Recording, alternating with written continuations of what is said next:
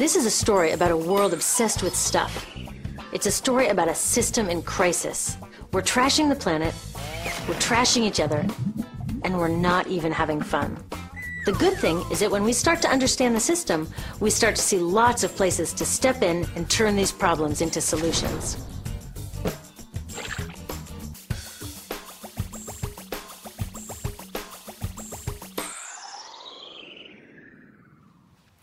One of the problems with trying to use less stuff is that sometimes we feel like we really need it. What if you live in a city like, say, Cleveland, and you want a glass of water? Are you going to take your chances and get it from the city tap? Or should you reach for a bottle of water that comes from the pristine rainforest of Fiji? Well, Fiji brand water thought the answer to this question was obvious, so they built a whole ad campaign around it. It turned out to be one of the dumbest moves in advertising history. You see, the city of Cleveland didn't like being the butt of Fiji's jokes, so they did some tests, and guess what? These tests showed a glass of Fiji water is lower quality, it loses taste tests against Cleveland Tap, and costs thousands of times more. This story is typical of what happens when you test bottled water against tap water. Is it cleaner? Sometimes, sometimes not. In many ways, bottled water is less regulated than tap. Is it tastier? In taste tests across the country, people consistently choose tap over bottled water. These bottled water companies say they're just meeting consumer demand. But who would demand a less sustainable, less tasty, way more expensive product, especially one you can get for almost free in your kitchen? Bottled water costs about 2,000 times more than tap water. Can you imagine paying 2,000 times the price of anything else? How about a $10,000 sandwich? Yet people in the U.S. buy more than 500 million bottles of water every week. That is enough to circle the globe more than 5 times. How did this come to be? Well, it all goes back to how our materials economy works, and one of its key drivers, which is known as manufactured demand. If companies want to keep growing, they have to keep selling more and more stuff. In the 1970s, giant soft drink companies got worried as they saw their growth projections starting to level off. There's only so much soda a person can drink. Plus, it wouldn't be long before people began realizing soda is not that healthy and turned back to, gasp, drinking tap water. Well, the companies found their next big idea in a silly designer product that most people laughed off as a passing yuppie fad. Water is free, people said back then. What will they sell us next? Air? So how do you get people to buy this fringe product? Simple. You manufacture demand. How do you do that? Well, imagine you're in charge of a bottled water company. Since people aren't lining up to trade their hard-earned money for your unnecessary product, you make them feel scared and insecure if they don't have it. And that's exactly what the bottled water industry did.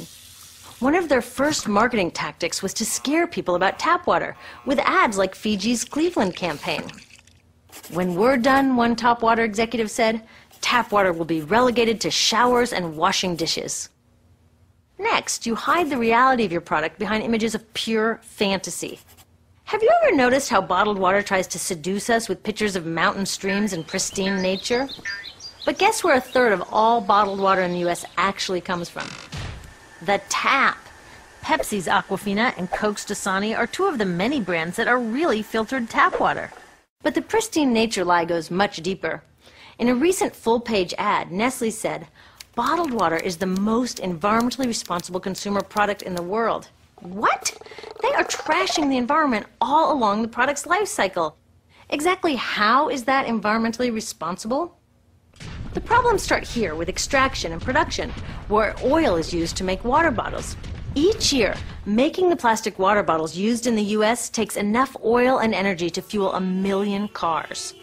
All that energy spent to make the bottle, even more to ship it around the planet, and then we drink it in about 2 minutes? That brings us to the big problem at the other end of the life cycle, disposal. What happens to all these bottles when we're done? 80% end up in landfills, where they will sit for thousands of years, or in incinerators, where they are burned, releasing toxic pollution. The rest gets collected for recycling. I was curious about where the plastic bottles that I put in the recycling bins go. I found out that shiploads were being sent to India, so I went there. I will never forget riding over a hill outside Madras, where I came face to face with a mountain of plastic bottles from California. Now, real recycling would turn these bottles back into bottles. But that wasn't what was happening here. Instead, these bottles were slated to be downcycled, which means turning them into lower quality products that would just be chucked later. The parts that couldn't be downcycled were thrown away there, shipped all the way to India just to be dumped in someone else's backyard. If bottled water companies want to use mountains on their labels, it would be more accurate to show one of these mountains of plastic waste. Scaring us, seducing us, and misleading us. These strategies are all core parts of manufacturing demand. Once they've manufactured all this demand, creating a new multi-billion-dollar market, they defend it by beating out the competition. But in this case, the competition is our basic human right to clean, safe drinking water. Pepsi's vice chairman publicly said, "The biggest enemy is tap water." They want us to think it's dirty and bottled water is the best alternative. In many places, public water is polluted, thanks to polluting industries like the plastic bottle industry. And these bottled water guys are all too happy to offer their expensive solutions, which keep us hooked on their products. It is time we took back the tap. That starts with making a personal commitment to not buy or drink bottled water unless the water in your community is truly unhealthy. Yes, it takes a bit of foresight to grab a reusable bottle on the way out, but I think we can handle it. Then take the next step. Join a campaign that's working for real solutions, like demanding investment in clean tap water for all. In the U.S., tap water is underfunded by $24 billion, partly because people believe drinking water only comes from a bottle.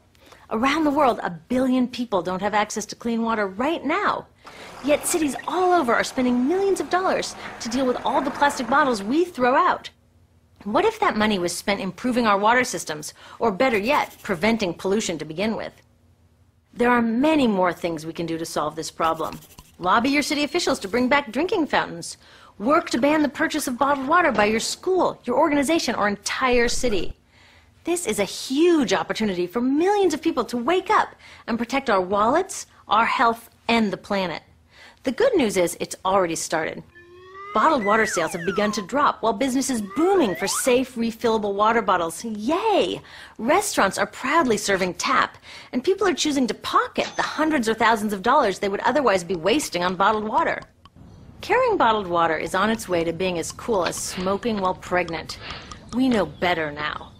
The bottled water industry is getting worried because the jig is up. We are not buying into their manufactured demand anymore. We will choose our own demands, thank you very much, and we're demanding clean, safe water for all.